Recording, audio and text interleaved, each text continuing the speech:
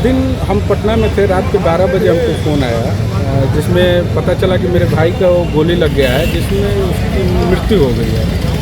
उसके पश्चात जितने लोग यहाँ पे थे उनसे बात करने के क्रम में मुझे पता चला, पूरी सारी घटना की जानकारी मुझे हुई। उसमें घटना ऐसे हुआ कि उसमें 2 लड़के यहाँ नज़दीक मौजूद एक बगल में मौजूद एक गुमटी पे गए थे अपने कुछ सामान लेने के लिए।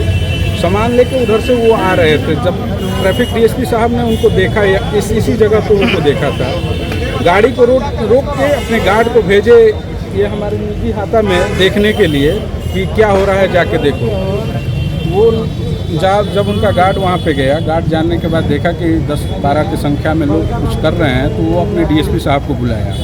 डीएसपी साहब उसके बुलाने पे गए, और अगर एसपी साहब जिस सीसीटीवी फुटेज की बात कर रहे हैं उसी में वो देखा जा सकता है कि पहले गार्ड गए थे, फिर उसके बाद डीएसपी साहब गए थे। डीएसपी साहब गए, कैंपस में अंदर पहुंचे तो उनमें एक आदमी थे, उनसे वो बात किए डीएसपी साहब से, और उनका बात चल रहा था। तो डीएसपी साहब बोले कि क्या हो रहा है यहाँ पे, तो उन्होंने बताया कि पार्टी हो रही है सर, जन्मदिन है एक बच्चे का। तो अच्छा ठीक है, वो दोनों लड़का जो भाग गया है वो कहाँ गया? तो वो बच्चा पढ़ने वाला नारायण का स्टूडेंट है, नारायण मेडिकल कॉलेज का। हेलो, वो लोग वहाँ से उसको कहें कि बुलाइए। उन्होंने बुलाया उसको, बुलाने के बाद कहे कि अच्छा ठीक है, तुम लोग गार्ड से समझ लो। गार्ड 10,000 रुपये का डिमांड किया। तब तक से जो लड़का जो बादल सिंह का मर्डर हुआ है, वो बादल सिंह उस आदमी को पहचान गया, जबकि डीएसपी साहब शादी निवास में थे तो उस आदमी को कोई पहचान नहीं रहा था। तो वो पहचान गया कि ये ट्रैफिक डीएसपी हैं। वो आके बस ये पूछा कि सर आप अंदर कैसे आ गए। उस पर वो पूछा कि तुमको थोड़ा मतलब वो अपने भाषा में बोले कि तुमको ज़्यादा समझाएं, हम तुरंत हम बता देंगे। इसी में धक्का धुक्की हुआ और उन्होंने दोनों ने ओपन फायर कर दिया, जब तक से उनका पूरा मैगजीन खाली नहीं हुआ। मैगजीन खाली हुआ तब वहाँ से वो दोनों भागे हैं, जिसमें 3 लोगों की गोली लगी है।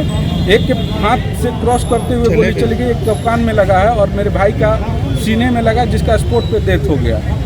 वो लोग फिर भागे हैं। लड़का सब पीछे से ईंटा चलाने लगा है, जिसमें डीएसपी साहब की गाड़ी की शीशा टूटा है। और डीएसपी साहब अपने गाड़ी में भी नहीं भागे हैं, वो इस तरह से भागे हैं क्राइम करके, वो पैदल भागे हैं, गाड़ी इस डायरेक्शन में गया।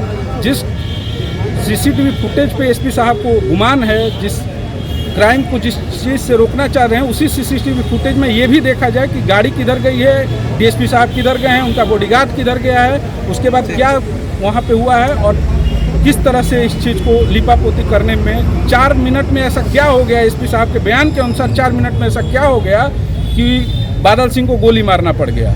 डीएसपी साहब ने गोली मारा, 4 मिनट में ऐसा क्या हुआ, ये डीएसपी साहब आके खुद क्यों नहीं बयान दे रहे हैं छुप के।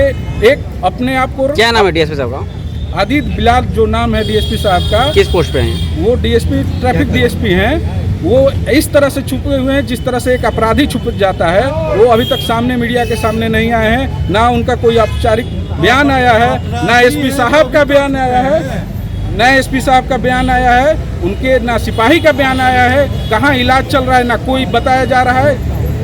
परसों दिन की घटना है, आज जाके सीजीएम कोर्ट में एफआईआर का कॉपी सबमिट किया गया है शाम में 6 बजे, कि ना पता चले कि क्या एफआईआर में है, ना क्या लिपापोती करके किस किस बच्चे को फंसाना चाह रहे हैं। एसपी साहब वो 10 स्टूडेंट को खोज रहे हैं, वो एश्योर्ड करें एसपी साहब कि उन पर कोई गलत कार्रवाई नहीं किया जाएगा। तो वो सारे बालक मौजूद हैं और आने के लिए तैयार हैं। बिना कोई गलती के जब मर्डर कर सकते हैं, इस तरह के फंसाने की व्यवस्था पर हम लोग को थोड़ा भी विश्वास नहीं है। आगे भी कुछ गलत कार्रवाई कर सकते हैं और आगे गलत तरीके से फंसा सकते हैं। क्या लग रहा है, न्याय मिल सकता है आपको रोहतास पुलिस से?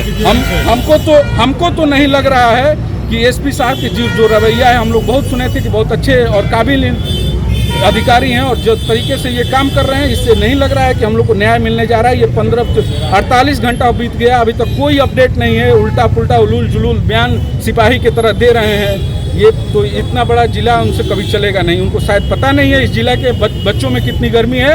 उनको अगर ये 24 घंटे के अंदर तक सही डिसीजन नहीं लेते हैं तो 24 घंटे के बाद हम लोग चक्का जाम करेंगे, पूरे शहर को बंद करके रख देंगे जब तक न्याय नहीं मिलता है। क्या नाम पड़ेगा आपका? मेरा नाम सूर्य प्रकाश है। कौन लगता है आपको? मेरा मृतक के भाई हैं।